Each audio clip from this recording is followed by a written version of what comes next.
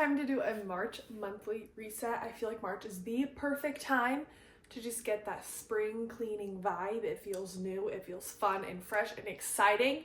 So let's do a little March reset. We have some habits to set, some goals to set, spring cleaning checklist to make. Let's get right into it. If you're new here, my name is Riley. I love all things health, wellness, fitness, habits, routines, lifestyle, all the things just to make me the best version of myself. I'm constantly striving to get better and to figure out an area of my life that I can grow and improve and just become the best version of myself. So if that sounds like you, you're in the right place. So these monthly resets are crucial to keeping me sane, to be honest. I can't believe that it's already March. Like, these months and this year is already flying by, but something I like to do before I even start planning for the new month is reflect on the month before. For me, February was honestly so great. I started 75 hard and I'm crushing it. I'm currently on day 13, so that's something that I'm carrying with me into March, but my habits were great. Like, I feel like my sleep was amazing. Everything was super, super great, so I definitely want to bring that energy with me into March, and we have some fun and exciting things that are happening this month. So I'm just very excited overall to see what I can do in the next month. I feel like March does kind of feel like a long month,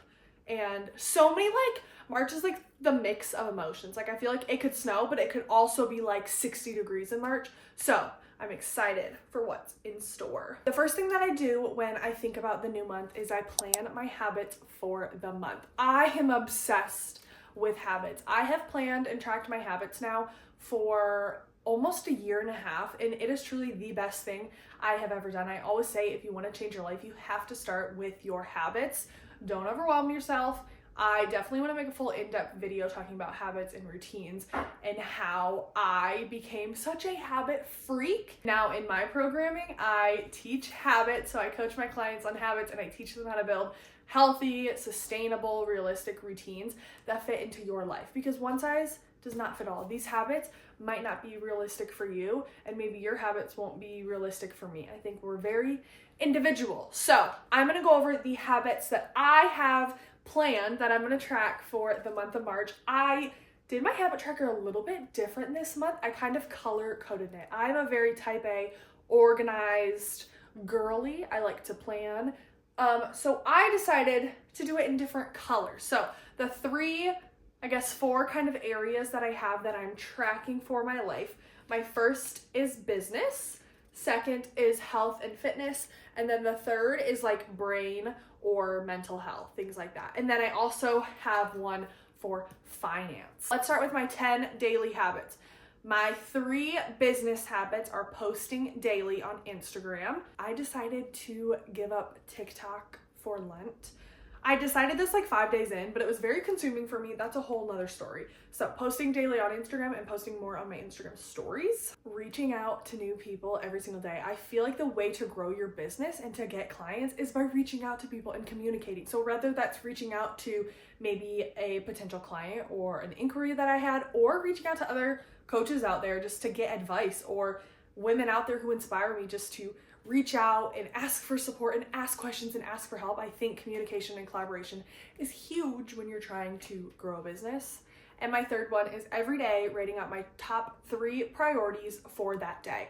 I'm a big to-do list girl, and sometimes my to-do list gets very overwhelming and I don't even know where to start. So I think looking at what are the most important things that I want to get done for that day so I don't feel stressed and overwhelmed. And I'm trying to really focus on one thing at a time. Sometimes I'll do this thing for a little bit and then I'll go to the next thing and then I'll go to the next thing. Maybe that's a little ADHD in my brain, but I'm just trying to slow down, work on one thing at a time, be present, be where my feet are. So I think choosing my top 3 things for that day will be super huge for me. Next, for health and fitness, I chose 3 daily habits.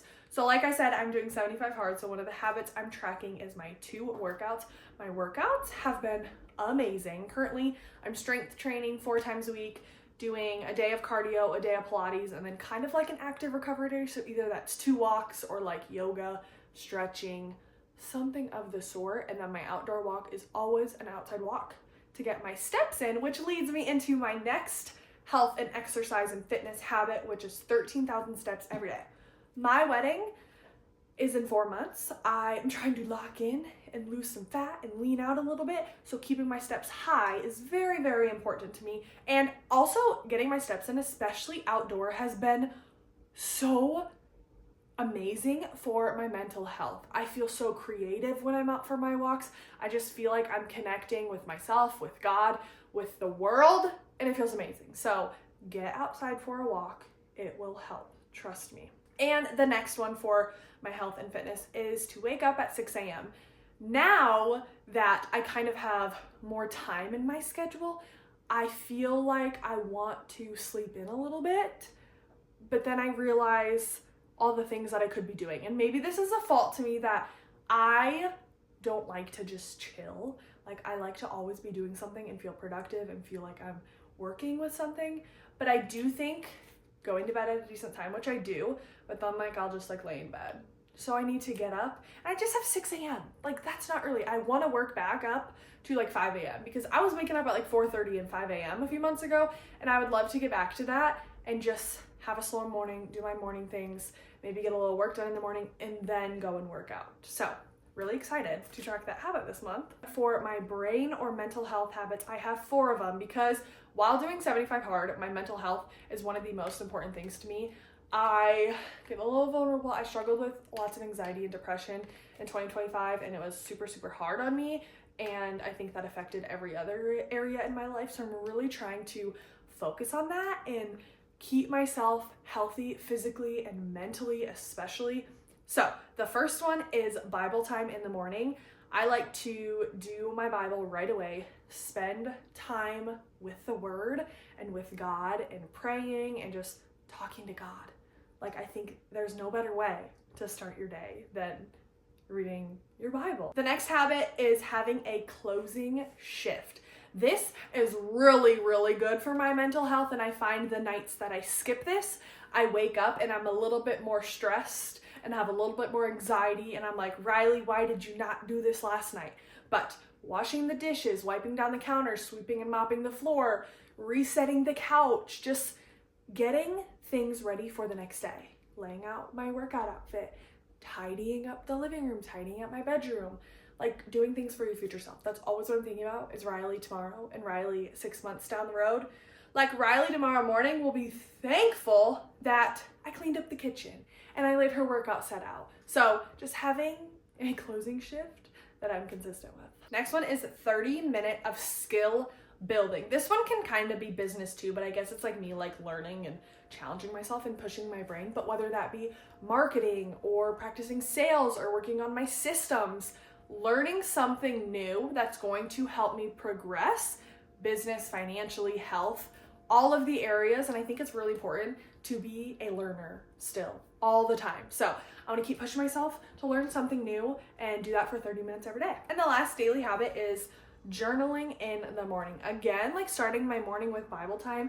I think just starting my morning and setting my intentions for the day. Next, we have 3 weekly habits. The first one is read 3 books. With doing 75 hard, one of the tasks is to read 10 pages of a self-help book. I'm a self-help book girly.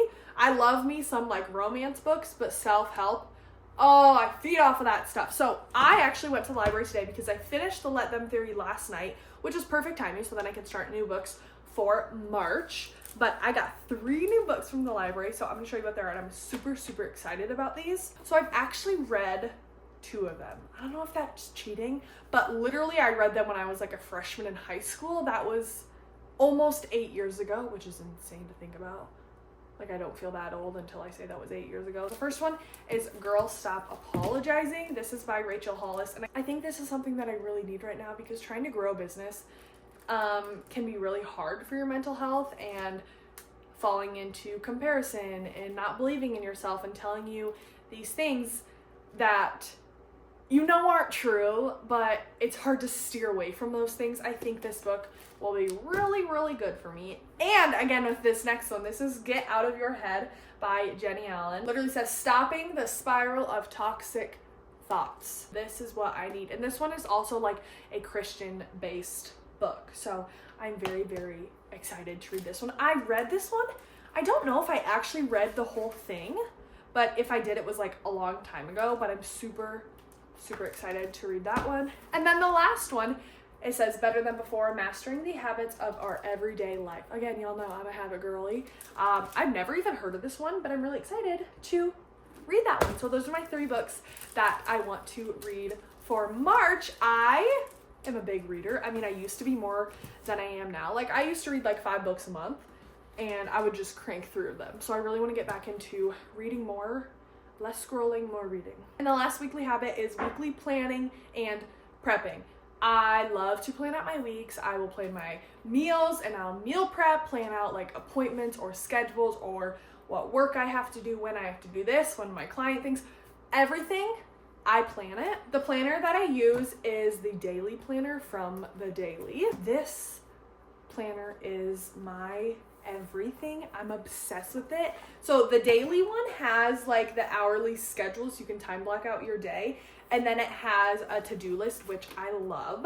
I sat down the other day and planned out everything for March for the most part. And I kind of, again, I'm type A organized. I color coded everything. So I planned out when I have work stuff, volleyball, deliveries, classes, church, and then different like things that I upload and stuff.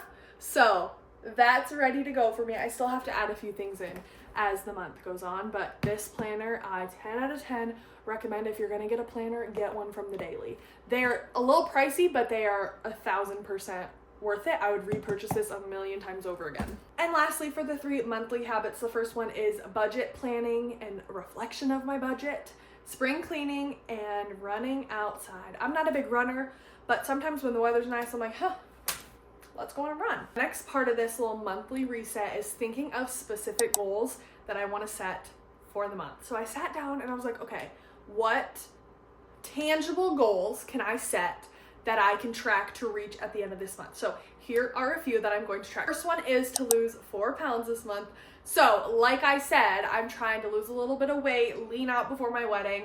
My deficit has been slaying. So I would like to lose 4 pounds in the month of March, which means we gotta lock in. We gotta continue with the 75 hard grind and keep up with these daily habits. The next one is a business goal, and it is to sign 5 clients. This is a big one, a big goal, but like it's up to me. That's why I have to be reaching out to them.